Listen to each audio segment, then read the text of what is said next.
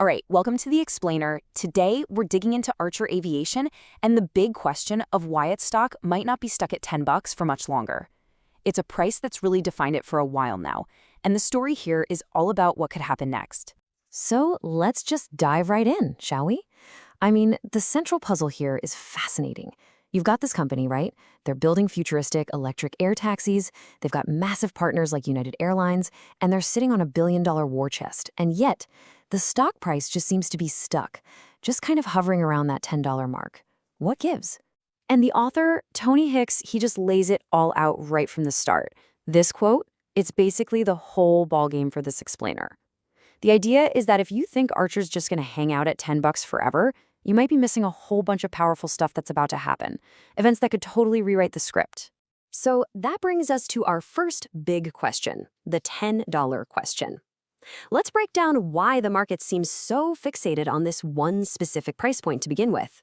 Okay, so the thinking here is that this $10 price tag, it's not some super complex, deeply calculated valuation. It's more like a parking spot. Wall Street has a habit of doing this, you know? They pin a stock to a nice, round number when they're basically in a wait-and-see mode, just hanging out until the next big thing happens. All right, so if the story is about to change, what's the evidence? Let's get into the de-risking checklist. This is all about the stuff Archer has already done to take some of the risk off the table for its, let's be honest, incredibly ambitious plans. Okay, now this is where it gets really interesting because you can see the strategy playing out. Look at this timeline. Archer has been methodically knocking down these huge FAA regulatory hurdles one by one. And get this, they're doing it before their main aircraft is even fully certified. They've got the green light for maintenance, for being an air carrier, even for a pilot training school. It's kind of like they're building the entire airport before the main plane has officially landed. It's smart. Now let's be clear. The big one, the final boss of regulation, is still out there. That's type certification. This is the FAA's ultimate stamp of approval on the aircraft's design, saying, yep, this thing is safe to fly. But as we just saw, so much of that tough groundwork is already done, which should make this final step a whole lot smoother. And then there's this, another huge, massive de-risking factor. We're talking about the cash, a war chest of roughly $1.72 billion.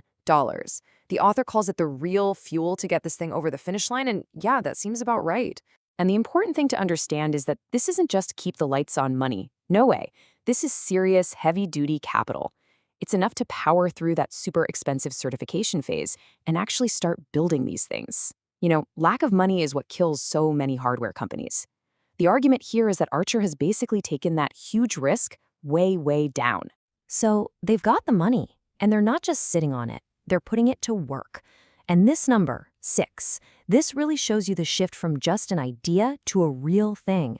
6 Midnight aircraft are right now, as we speak, being put together. That's not a drawing, that's real progress. And that is such a pivotal shift, isn't it? It means the company has officially graduated from being a science project with a cool PowerPoint presentation. We're talking about real physical aircrafts being built in a real factory down in Covington, Georgia. The manufacturing line is moving. Okay, so they're building the planes. The next logical step, getting paid for them. Let's move on to the next section and see how this all builds toward commercialization. Or, as the author puts it, the shift from promise to payments. So, the analysis lays out these 3 main bridges to getting commercial. First up, you've got the UAE and Abu Dhabi, where test flights are already happening. Then there's the planned air taxi network in New York with our partner United Airlines. And finally, talk about a global stage. They're the official air taxi provider for the LA28 Olympics. That is a huge showcase. Now, of those 3, the UAE deal is highlighted as the big one to watch right now. It's the most immediate, the most critical catalyst. Why? Simple. It's the moment the company is supposed to go from making $0 in revenue to bringing in its very first paycheck. That one event could completely flip the script on how this company is viewed financially. All right, last but not least, let's look at the big picture. How could all these different pieces actually make Wall Street change its mind about the stock? The author has this great framework they call the re-rating ladder. But hey, before we start climbing, we gotta be realistic. The article is super clear that this is no sure thing.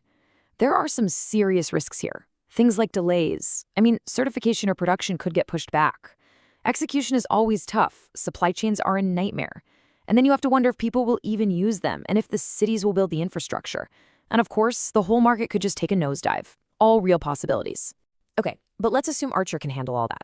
If they can execute, this is the ladder of events that the author says will pretty much force Wall Street to take another look. Step 1, get that FAA production certificate. Step 2, cash those first checks from the UAE. Step 3, land that all-important type certification. And Step 4, lock in those firm deals for New York City and LA. And you know what? There's some pretty compelling evidence that this change in thinking is already underway. It used to be that the market's attitude was pure show me. All they cared about were the quarterly losses. But now it seems like the mood is shifting to, okay, I see it. Investors seem to be looking right past the current cash burn and focusing on the bigger picture, the money in the bank, the planes being built, and all those catalysts we just talked about. And if you want proof, here it is. After their last earnings report, they posted a bigger loss than expected. Now, normally that would crush a stock, right? But Archer's stock actually went up. That tells you everything. It suggests investors cared more about the progress they were making than the short-term numbers. The market itself is basically signaling that it's starting to look at this company differently. So that really leaves us with the final big question here. Is that $10 price point an anchor, just weighing the stock down based on old risks? Or is it actually a launch pad ready for the milestones that are coming up? I love how the author puts it. Round numbers only hold you down when nothing's changing.